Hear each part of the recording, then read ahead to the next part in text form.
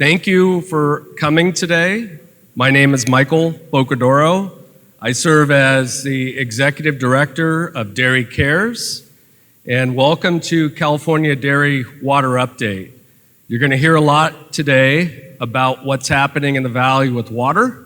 We've got three great presenters, and we're going to be sharing for the first time the results of an economic analysis that the dairy industry undertook that was co-funded by Dairy Cares and the California Cattle Council, so we appreciate their participation in this.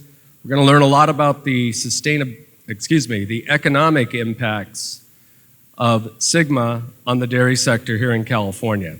So, over on the tables, there are three cards. This little card is your ticket to being able to download the economic report executive summary. It has a QR code on it, and you can download it so you can reference that either today or at home at your leisure.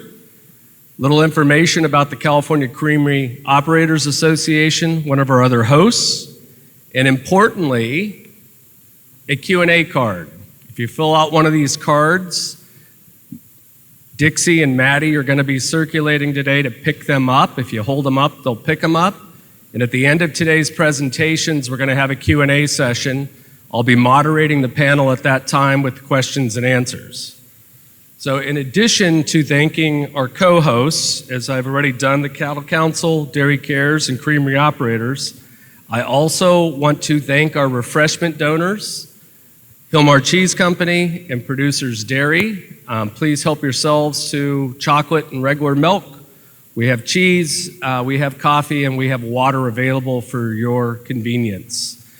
But let's jump in, since I know we're all on a busy schedule. And I'm going to turn it over next to Geoffrey Vanden Heuvel.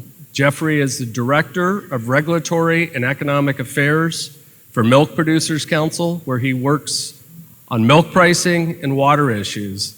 And I had the pleasure of meeting Geoffrey more than 32 years ago when Jeff first started working on statewide water issues and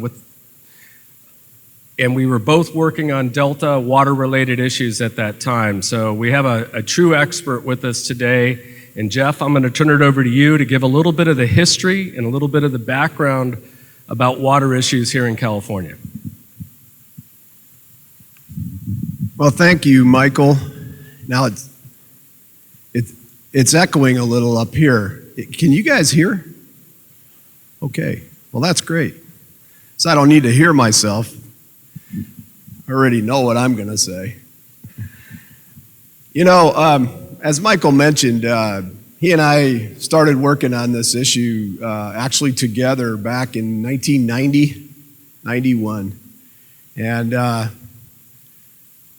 gave a lot of talks at that time. And I used a quote that I had found. And this quote I had found was on a economic impact report that UC Davis had done, where they tried to quantify the economic value of California agriculture. And so they had this quote, and it was, they didn't know who said it. In the years since then, I have found out where this quote came from and who said it. And it was a man named Hinton Rowan Helper, who was an author in the Carolinas, and California had just become a state in 1850. There was a lot of hype about California and the rest of the country. Of course, we had the gold rush going on. And Hinton Helper came out to California to go see what was going on and to make a thorough analysis of the value of California. And he wrote a book about it, and the book is called The Land of Gold, Reality versus Fiction. And here's the quote. He said, balancing resource against defect and comparing territory with territory, California is the poorest state in the Union. She has little to recommend her except her fascinating metal. As for the valleys, they will afford a sufficient supply of breadstuffs to support spare settlements. But the average or general surface of the country is incapable of sustaining a dense population. Now that was 170 years ago, 120 years ago, 120 years ago. And obviously it is drastically different than the California that we see today. And what made that difference? What was the difference between what he saw then and what we see today? And of course, it was water. And it was what moving water around made possible in terms of agriculture. And so over the decades, we developed just incredible agriculture in California. And how did we do it? We did it by moving water from areas of abundance to areas of need and literally caused the desert to bloom. So what does that look like? And over the years, you started in the early part of the late 1800s, early 1900s, and water projects were built. And this here is a schematic or a map of the various projects, and it actually kind of tells a story. You've got the big projects here, but really the original development was done by local folks, and Turlock, Modesto, they developed their own water systems to take water out of the Sierras there, and then there was further developments. You had Los Angeles, the city of Los Angeles. They needed water. They went up to the Owens Valley and built the Los Angeles Aqueduct in 1905 to bring water to Los Angeles. And of course, there weren't very many people in Los Angeles at that time. And so the San Fernando Valley and Los Angeles County became a huge agriculture area. For about 40 years, Los Angeles County was the largest dollar grossing county in the United States because of the water brought from the Owens Valley. And that lasted them till about the 1930s, and then the Colorado River Aqueduct was built. And meanwhile, the Central Valley Project, Lake Shasta, was originally started off as a state idea. They ran out of money in the Depression. The feds came in. They built Shasta. They built Folsom, Trinity, and then a little bit later they built Millerton. And so you had these water projects that were developed. And over time, literally millions of acres of productive farmland came into production. And the system was actually working quite well. We would have our wet periods, we'd have our dry periods. But this worked relatively well. And then something significant happened in about 1990-91. And what happened at that time, we had a drought in 1990-91, and there was the Central Valley Project Improvement Act that was passed. And that act actually took about 10% of the Central Valley Project yield and dedicated it to the environment.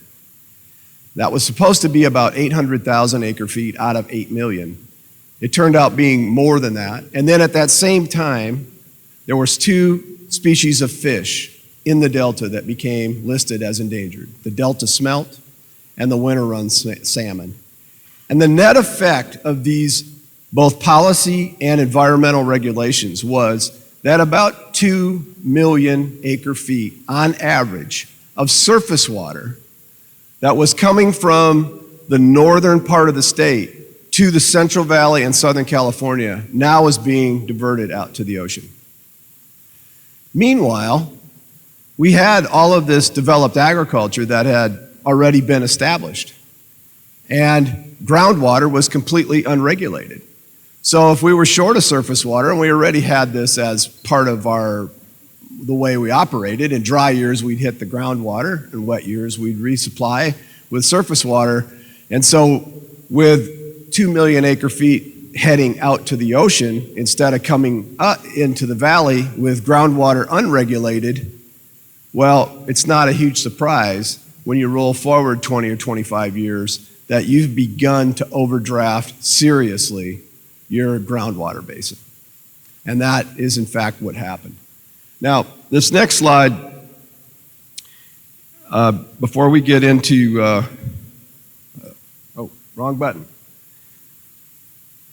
This next slide is taking the reservoir map, blowing it up a little bit bigger. And what I want you to notice here, because it's critical to understanding the challenges that we have now that groundwater is going to be regulated. Because if you look at, there's 14 lakes, reservoirs on this map, and every one of these reservoirs has some connection to the dairy industry. Starting in the bottom at Isabella, the Kern River. That's Lake Isabella, that's the Kern River, and that supplies Kern County. And those entities that have rights to the Kern River have a pretty good water supply. You can see it's 568,000 acre feet. That's a fairly large lake.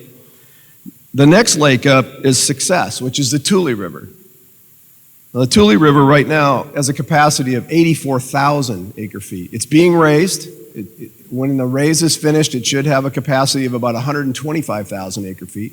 But you can see that's a fairly small reservoir for the amount of land that depends on that Tule River watershed. The next one up is the Kaweah, and it's 185,000 acre feet. And the next one up is Pine Flat, which is the Kings River. You can see that's 1 million acre feet. Pretty large difference in scale between 1 million and 84,000. Then you got Millerton on the San Joaquin River, 520,000. Of course, the Millerton is the source of the water for the Friant-Kern Canal. So a lot of that water gets diverted all the way down the canal, all the way down to Kern County.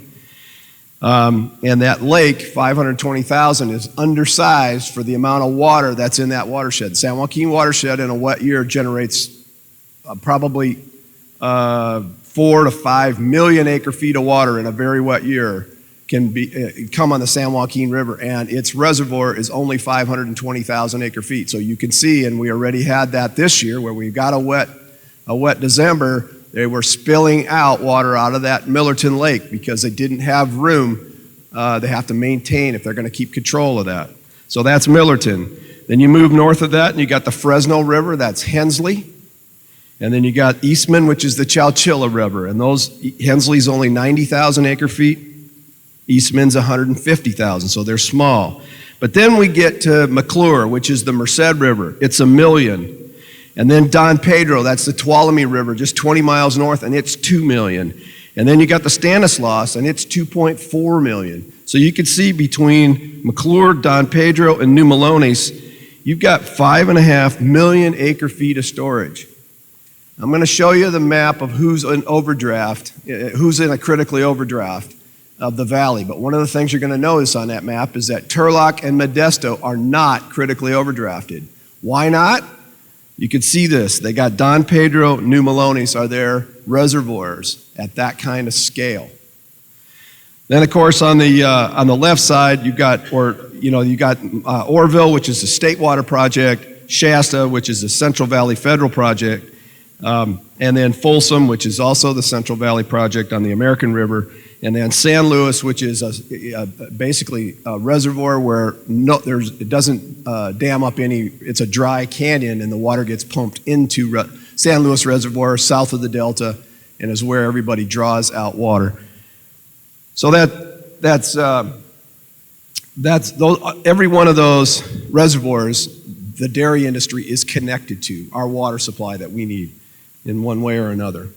So SGMA, by 2014, the groundwater situation was such that something needed to be done. And what was passed was a series of bills collectively called the Sustainable Groundwater Management Act. It was passed, took effect on January 1. This law required that every part of California that lay over groundwater needed to become part of a government entity, government groundwater sustainability agency. So you go, well, what isn't over groundwater? Like mountains are not over groundwater. They're on bedrock. So it's all of the areas in California. And there were 263 groundwater sustainability agencies that were formed in 2007 to meet the requirements of this law, and which was about 99% success rate. So people didn't think it was going to happen, but it did happen. And so these GSAs were formed. And then those GSAs were required to produce a plan by January 31, 2020. And the plan essentially was to how we're going to eliminate overdraft by the year 2040. So that was the mandate for each one of these groundwater sustainability agencies to come up with a plan. And they all hit it, and that was the GSAs that were in critically overdrafted. They grouped the law grouped subbasins by whether they were critically overdrafted or just modestly overdrafted, and the critical ones needed to have these plans. And so these are the critically overdrafted basins in the state of California.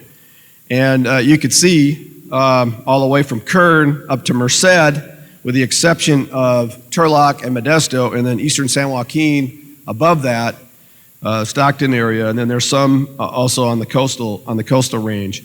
But this is the group of subbasins that are really the focus of the attention of the Sustainable Groundwater Management Act. And here's where we have dairies. So you can see that we've got a lot of dairies that are in these critically overdrafted basins. And so the question is what kind of impact on our industry is going to come from the implementation of the Sustainable Groundwater Management Act. So what's been happening, part of what I do for Milk Producers Council is to go to all these meetings and to learn what's going on. And what you find out is that the impact of SGMA is very location specific. What tended to happen in these subbasins, and let's just take Cahuilla, because a lot of you might be familiar with Cahuilla.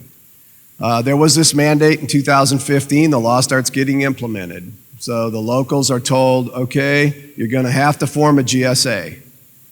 So in Cahuilla, the one water district that was operating in Cahuilla, that was a Friant contractor and had rights on the Cahuilla River, was the Tulare Irrigation District.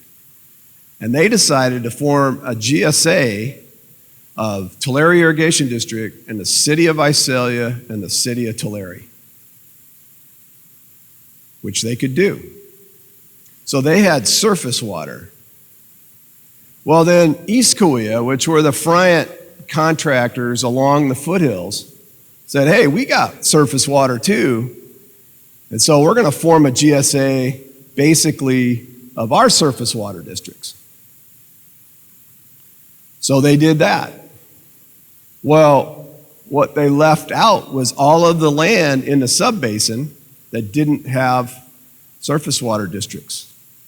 Now, this happened in Madeira, this happened in Merced, this happened, now in Tule it was a little different because you had water districts that basically covered a good chunk of the Pixley, even though it doesn't have a lot of surface water, had a district, and Lower Tule had a district, so they formed GSAs of their district. But in some of these other areas, the people with the surface water formed the GSA and they left the others out. Those others have come to be known as white area. And by white area, it comes from this. You may have heard this. What is white area? White area is if you colored water districts on a map, all the areas that's not covered, that's white area. So it's areas of agriculture, irrigated agriculture, that is not part of a water district. And so during 21 and 22, we have a number of GSAs where we have significant dairy that have adopted allocation plans. That is, they've basically taken, their plan identifies how much water needs to be reduced in pumping over the next, to get to sustainability by 2040, and they've essentially budgeted it on each landowner, and you're on a step-down schedule. You'll get this much water this year, this much water next year, in ever-decreasing amounts. All of these are slightly different, but the areas that currently have allocations are the pink in the bottom is semi-tropic, and then Pixley, Lower Tule. The yellow is Greater Kauai, the green is Mid Kauai, and then up to the top of the map, you got the Madera County, Madera Subbasin portion, and then the red is the Madera County Chowchilla portion. Now, there are other GSAs that are in the process of developing these allocation systems. They just haven't been implemented yet, but they may be implemented very soon. And so that's the current state of play. Big picture in California, how do we fix this? Scott Hamilton, we're very fortunate today. He's the chairman of the technical committee of the San Joaquin Valley Water Blueprint. One of the things that became very clear to me, and really, as I talk to my colleagues at milk producers and in the broader dairy industry, is that we really need, if we're going to make a better outcome for ourselves than what we'll have by doing nothing, we need to get together and we need to work together. And we don't have a great history of that in the San Joaquin Valley. We tend to take care of our own problems with regards to water, and then there hasn't been a lot of cross-pollination between the dairy and the citrus and the pistachios and almonds, the commodity groups and the water industry. So the San Joaquin Valley Water Blueprint got started with a goal of pulling together north and south, east and west, geographically, the commodity groups, the water groups, the disadvantaged community, the community groups, local government, into an entity that could come up with a plan to address this. And really, when you look at this, it's basically simple. You've got the snowpack that comes in the northern part of the state. We've got the storage in the San Joaquin Valley, and there's unmet needs in the San Joaquin Valley, and there's also huge unmet needs in Southern California, as being demonstrated right now. And we can store water for them. And so this is kind of the big picture. Scott will get more into this because this is the exciting part about we can have a better future if we can work together. There are opportunities that are reason for optimism. In terms of the dairy water footprint, one of the things that became very obvious was that we needed a way to measure consumption. And it's an amazing collision of technology and need is the advent and the perfection, really, of satellite evapotranspiration technology. This was originally developed, I believe, at least the application of it at Cal Poly with their irrigation technology IRTC program, and then it's been perfected to a point where satellites can pick up how much water transpires off of your farm, and they, with quite a bit of accuracy and in pretty much real time, can tell how much water is leaving your farm and your farming operation.